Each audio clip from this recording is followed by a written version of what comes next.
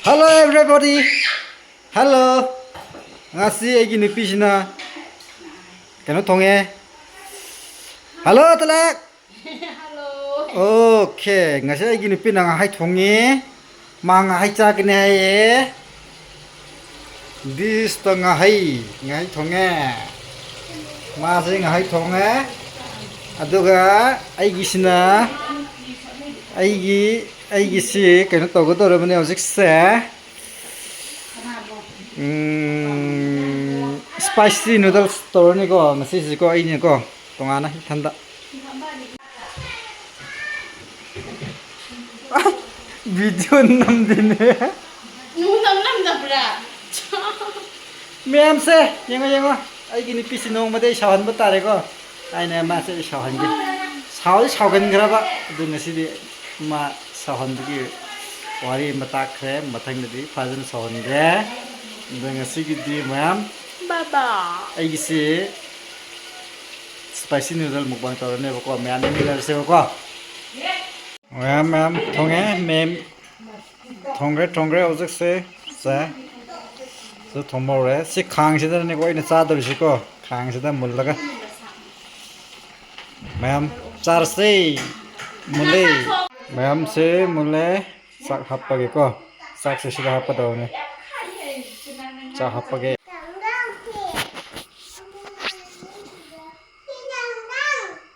Ma'am si sak hap khre ko sak hap khre to char ge ma'am si ji khang le to re si spicy noodle ni ko na si char ge si khang do ina to khai ra ge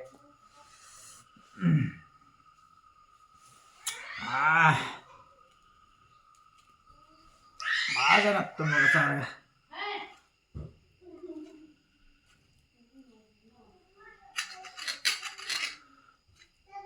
aina khwaidagi pamjaba ko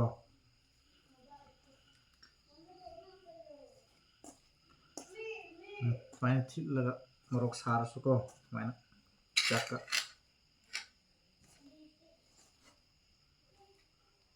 was manin bang bomokari se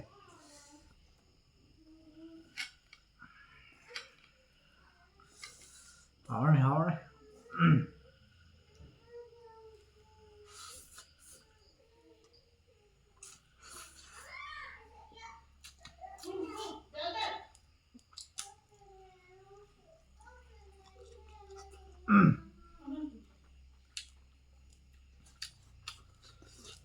as khang ju ung ha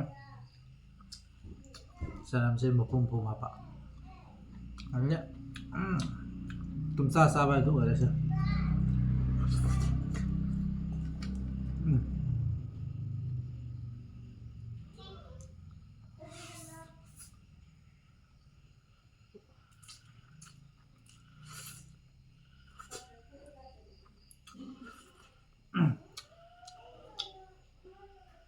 masih di pernah tahu dah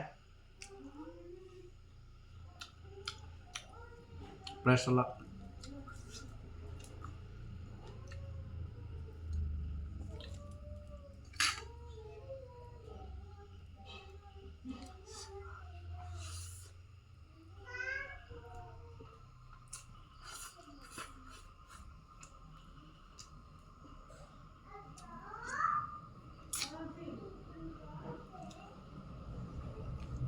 masih di mong mana tahu lah tumsa sa ba na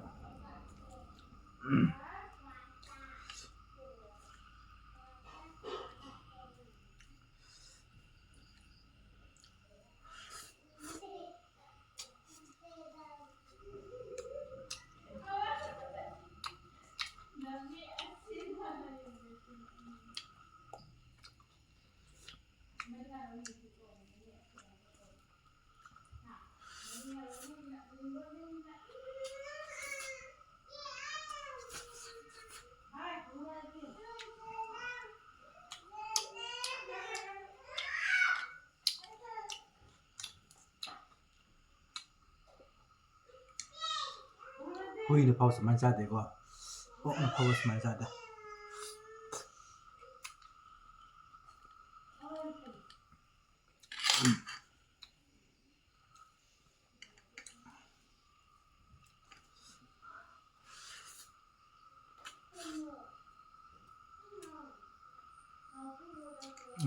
Okay.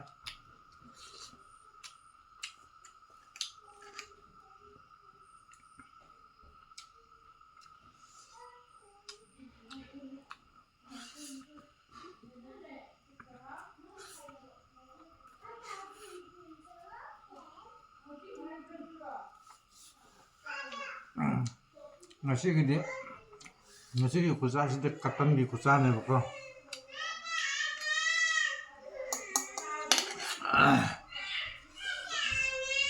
Katan di kusa ne sih.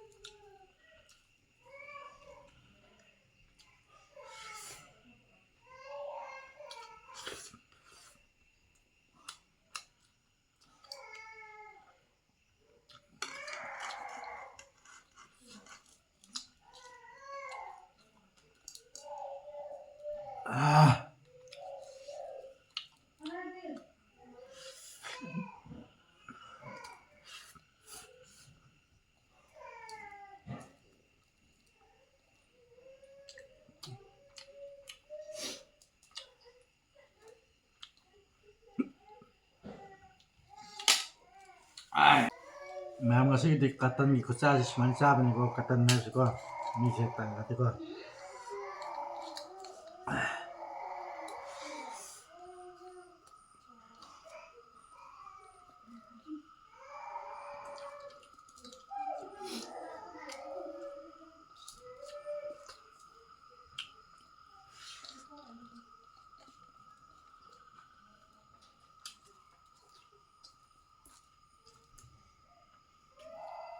다보죠 수닝도 봐. 누가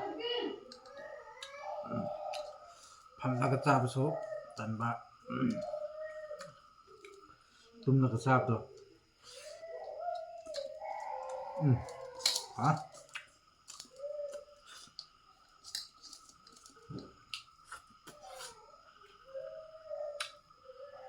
Ma'am katangi kusa jingsi ure ko sina katangi kusa ne ma'am du masidi ai bidai tawjarage bye bye